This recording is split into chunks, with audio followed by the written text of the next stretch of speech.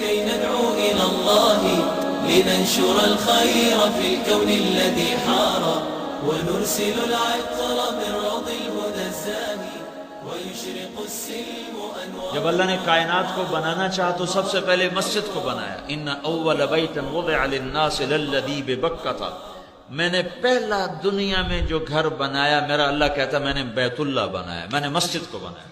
یہ مسجد بنائی فرشتوں کے ذریعے سے، فرشتوں کے ذریعے سے. پھر نوح علیہ السلام کے طوفان میں یہ گر گیا، ایک ٹیلا رہ گیا، باقی گر گیا. پھر اللہ تعالیٰ نے اس کے کئی ہزار برس کے بعد اللہ تعالیٰ نے جب انسانیت کو نور سے، ہدایت سے روشن کرنا چاہا تو دو باپ بیٹے سے اس گھر کی ابتدا کروائی، اور اتنی قربانی سے یہ اس مسجد کو بنوایا کہ پہلے معصوم بچے کو خامد سے، باپ سے جدا کیا، معصوم بچہ، اور بیوی کو خامد سے جدا کیا. احاسنکم اخلاقا والطفکم باہلہ، والطفکم باہلہ. خامد اگر اچھے اخلاق والا ہو تو بیویاں قربان ہو جاتی ہیں، وہ خامد اگر ابراہیم ہو تو ہاجرہ کے کیا جذبات ہوں. نبی حسین ترین ہوتے ہیں، نبیوں کو اللہ حسن کا پیکر بناتا ہے اور پھر اخلاق کا بادشاہ بناتا ہے.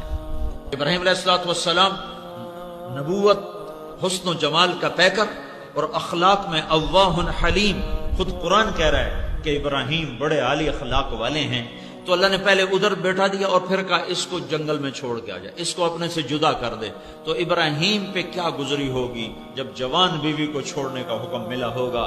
چلو ابراہیم علیہ السلام نے کی تو ایک بیوی سارا بھی ہے، اور ایک بیوی اور بھی تھی جو بعد میں کی، جس سے مدین پیدا ہوئی. تو ہاجرہ کو چھوڑنا ابراہیم پہ بہت بڑا مجاہدہ، لیکن ابراہیم علیہ السلام سے بڑا مجاہدہ ہاجرہ کا ہے، جس نے مصر کی شہزادگی کو چھوڑا، مصر کے محلوں کو چھوڑا، اور پھر فلسطین کے خوبصورت باغات کو چھوڑا، اور خامد کے ساتھ 2000 کلومیٹر چلتے چلتے جب کالے سیاہ پہاڑ آئے، اور 4 پہاڑ، ایک صفا، ایک مروہ، ایک ابی قبیس، ایک جبل ہندی، جب ان 4 پہاڑوں کے اندر ایک وادی آئی تنگ، خوفناک، وحشت ویرانہ، تو وہاں اللہ کا امر آیا، جبریل اترے کہ یہاں بیوی کو چھوڑو اور واپس چلے جاؤ.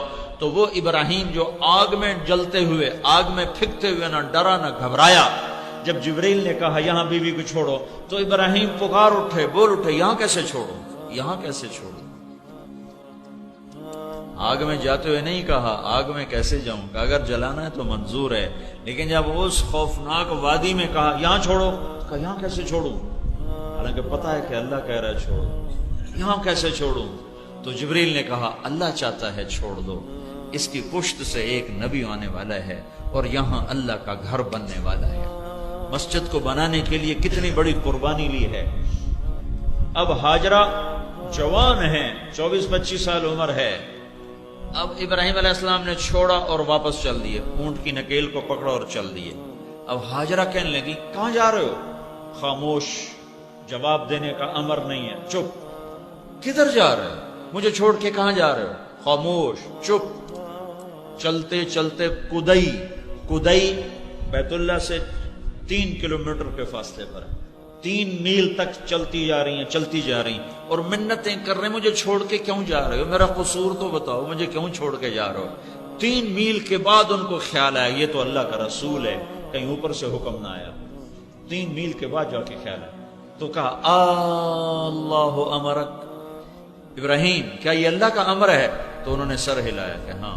کہا اذن لن یضیعنا اللہ. پھر ایک اور ہاجرہ نے جنم لیا. پہلے صرف بیوی تھی، اب وہ ایمان والی بنی. اذن جاؤ ابراہیم، میرا رب مجھے کبھی ضائع نہ کرے.